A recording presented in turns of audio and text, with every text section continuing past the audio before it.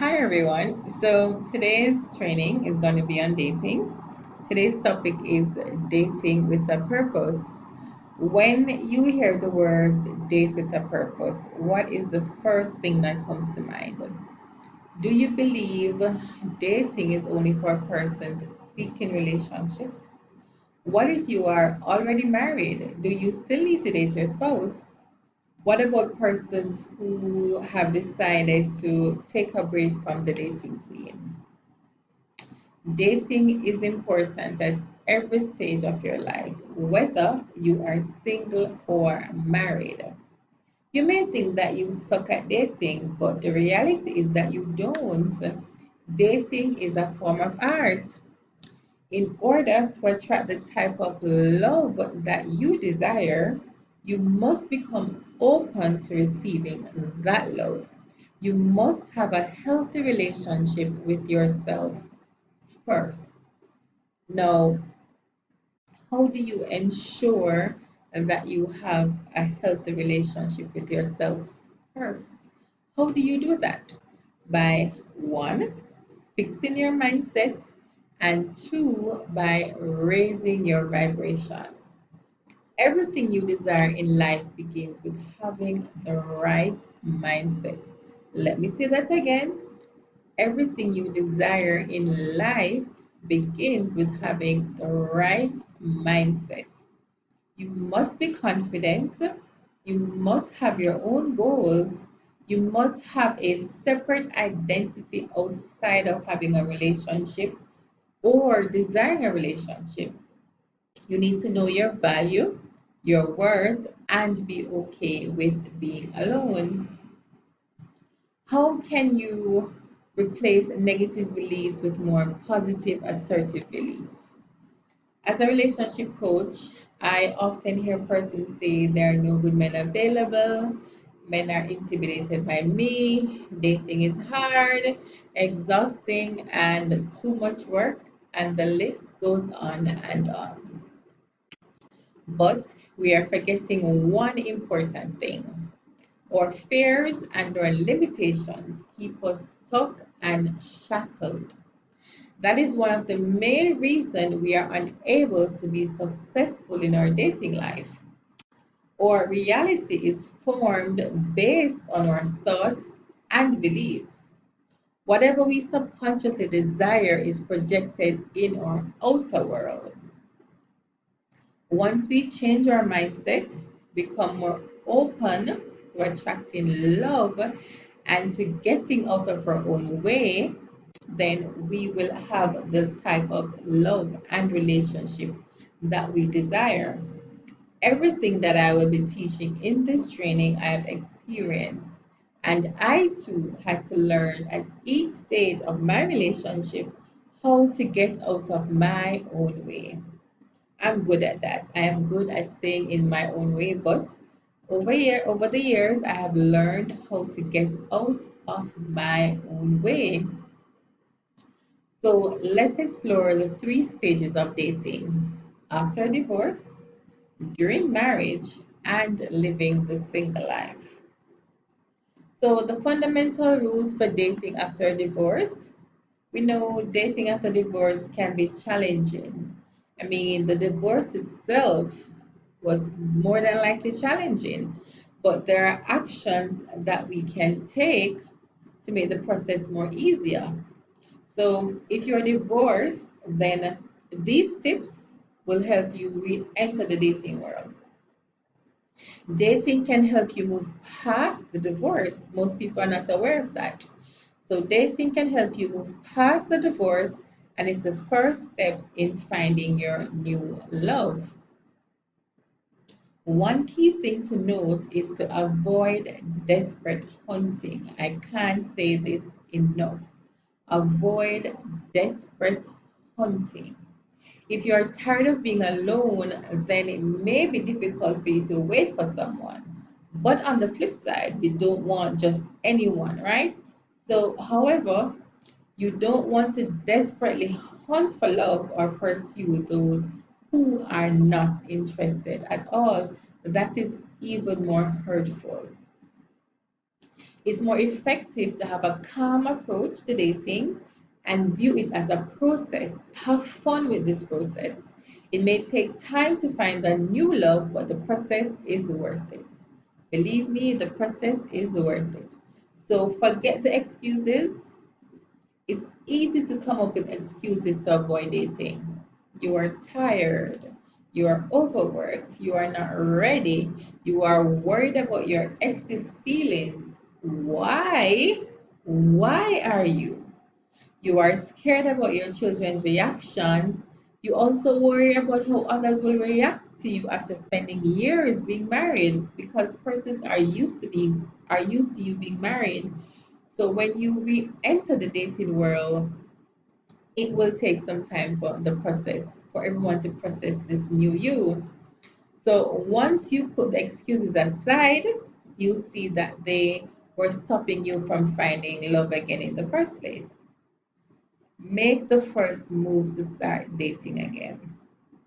You have to make the first move. Just get started. You'll see your life transform for the better. This can range from signing up for a dance class to accepting a friend's invitation to a party, something as simple as that. It doesn't have to be complicated. So there's no need to overthink it. If you want to find new love, then it's crucial to go to places where you might find other single people. By paying attention to the world around you, you'll notice dating opportunities in new places, places that you never even imagined. Experts compare dating to exercise because both require a commitment.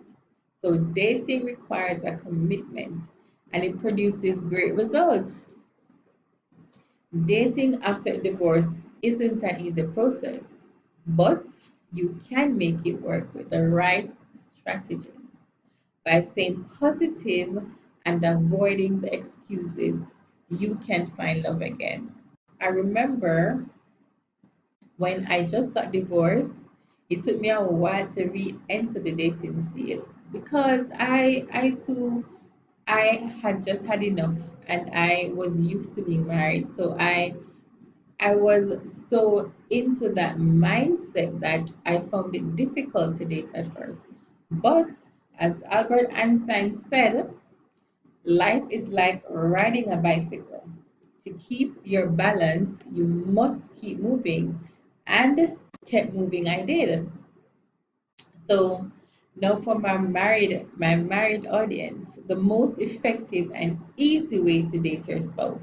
Remember, you're already in a committed relationship, and oftentimes you may say, why do I have to still date my spouse? But this is critical at this stage is when you definitely need to be dating your spouse, especially if you have children involved in the mix, right? You still have to find that time to yourself to remember and rekindle all the romance that you had in the beginning. Let me ask you a question. When was the last time you took your spouse out for a date? Unless you are intentional about your relationship, it's very easy to slide into the boring routine and feel disconnected. It's really easy because the day-to-day challenges and life that we have, we become so complacent. And I've always said complacency is a killer. A study at the University of Virginia found that couples who go out together frequently have lower divorce rates and higher levels of happiness and commitment. So remember, at this stage of your relationship, your committed relationship, you need to be having regular date nights. If you're ready to strengthen the relationship, a fun way, use date nights to enhance your communication. And date nights can also be used to show your partner and tell your spouse how much you love them. They will appreciate it. So make date nights a habit. Regard quality time with your spouse as a top priority. Quality time with your spouse should be a top priority. And at this stage, it's also important to know your partner's love language. It does go a far way in enhancing the relationship and building that bond. Date nights are especially important when you have minor irritations that have dampened your sense of romance. So take turns planning your dates, and of course, an occasional surprise will add fun to the mix. So have fun. Marriage takes work, but date nights can make your labors seem like child's play, right? Recapture the excitement you felt when you first met while nurturing the deeper intimacy you developed throughout the years. Regular dates will help you and your spouse draw closer and stay in love. I love the date nights. I love date nights. I look forward to date nights. And I have what I call get up and go days and also no technology weekends where these are the moments of time that I take with my spouse and we build on what we have. We reconnect, we reconnect and rekindle our romance. So that's something too that you can implement in your relationship. It works wonders, right? Because the bottom line is you are already in a committed relationship. So all you have to do is to ensure the relationship's success. Yeah. So moving from singlehood to commitment, right? First rule, first rule. Stop being too picky. Stop being too picky. I found myself at one point being picky as well, but sometimes it's hard because we have this long list that we want to ensure that this person all the boxes are ticked off. But yeah, stop being too picky. Stop being too picky and start dating more. If you are single and would rather be part of a couple, you may be too picky. Let's face it, while having standards is important, we often sabotage our love lives by being too selective. Essentially, essentially, knowing where to draw the line on being picky is an individual matter because everybody has their individual preferences, and what I may like, you may not like, and vice versa. So it's really an individual preference, but we need to look at the list that we have to ensure that we're not being irrational, right? Maybe you're eager to marry and have children, but on the other hand, maybe you would just rather be happy single, right? You would rather be single for life as long as your relationships are caring and rewarding. So it's up to you to figure out your dating needs and to find your destination and what works the best for you. So gain experience by saying yes to more dates. Please have the experience. Have the experience, it will benefit you in the long run. So say yes to more dates. Heal old patterns and wounds. Set priorities, relationship goals, and intentions. This will make it easier to identify the different traits you desire in your partner. The reality is, you can marry someone who's compatible on the essential items and then find a friend to go play golf with, to go to the movies, right?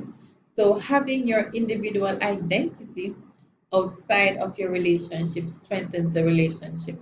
And I always say, having your own identity is sexy, right? And being vulnerable is also sexy. So, understand your motives, face your doubts, Silly deal breakers can be a way of avoiding intimacy. So be flexible. Do you have a checklist?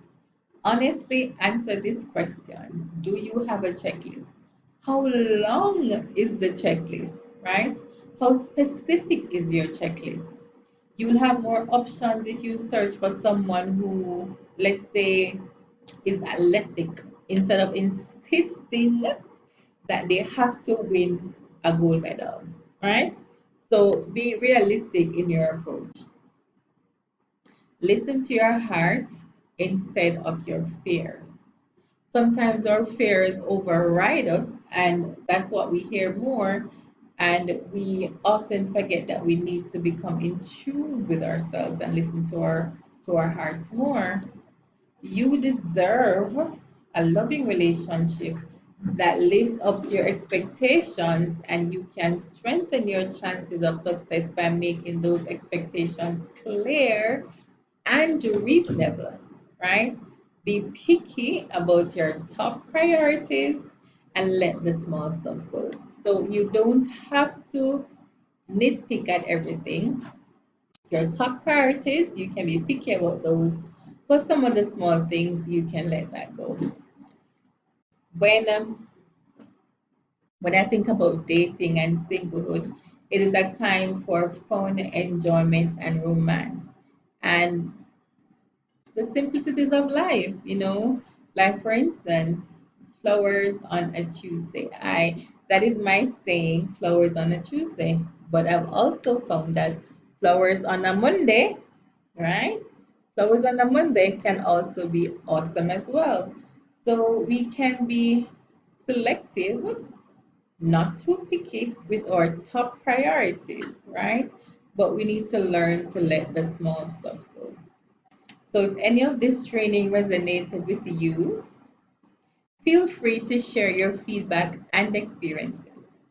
And to register for my program and for more tips and strategies in conquering the dating world and having healthy, intimate relationship with your partner, book a call and let's crush it together.